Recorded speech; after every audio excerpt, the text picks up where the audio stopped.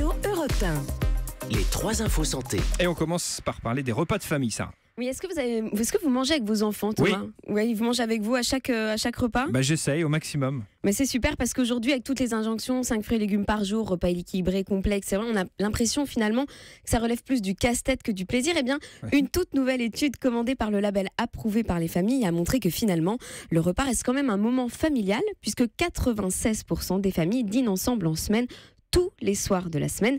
Ça reste donc un vrai moment de partage et même plus. Isabelle Mazarguil, fondatrice du label Approuvé par les familles, nous explique pourquoi. Le fait de prendre ces repas ensemble et de cuisiner ensemble entre parents et enfants permet d'apprendre ce qui est bon, ce qui est moins bon, de faire son goût, de faire sa pratique, d'apprendre qu'on peut faire soi-même également. On est vraiment dans une grande tendance du do-it-yourself qui n'échappe évidemment pas à la cuisine. Puis c'est également une forme de retour aux sources avec la conception du bien manger. On est vraiment sur une tendance dans laquelle on revient à ce qui est essentiel. Donc le cliché un repas pour les parents, un repas pour les enfants est battu en brèche. 90% des parents déclarent aussi que les enfants mangent la même chose qu'eux. Oui. Donc ça prouve vraiment que le repas est un moment familial de partage et ça permet aussi l'éducation de la bonne... Je vois que notre invité sourit. Docteur Michou n'est pas d'accord, mais ça c'est un grand classique. Moi je suis pas d'accord, je suis jamais d'accord. Mais les enfants qui mangent la même chose qu'eux, c'est quand même pas toujours la règle, parce que très souvent ils veulent pas manger ce que les parents mangent. En tout cas, il faut essayer un maximum. Il faut essayer de le faire, ça, on est d'accord. Ça.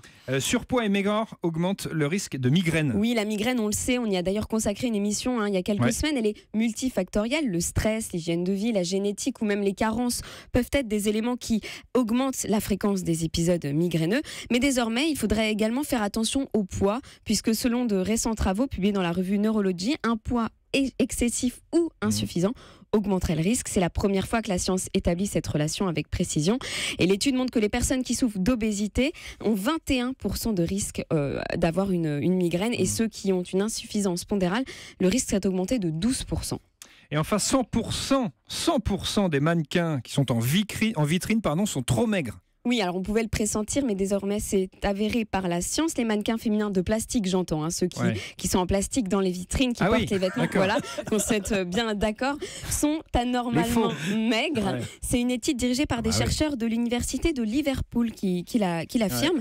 Ils ont réussi à calculer l'IMC de ces mannequins d'après une échelle visuelle parce que la plupart des directeurs de magasins ont refusé qu'ils prennent les mesures directement sur ces fameux mannequins en plastique. Ils ont donc défini la taille de ces modèles et ils ont déterminé que leur IMC, indice de masse corporelle, était vraiment insuffisant. Ça concerne 100% donc des mannequins féminins contre 8% des mannequins en plastique masculins. Donc au niveau stéréotype, on est au maximum, je pense, puisqu'apparemment les modèles masculins seraient eux anormalement musclés. Donc ça fait quand même froid dans le dos quand on sait qu'il existe des preuves évidentes, je pense, entre l'idéal d'ultra minceur et le développement des troubles comportement alimentaires.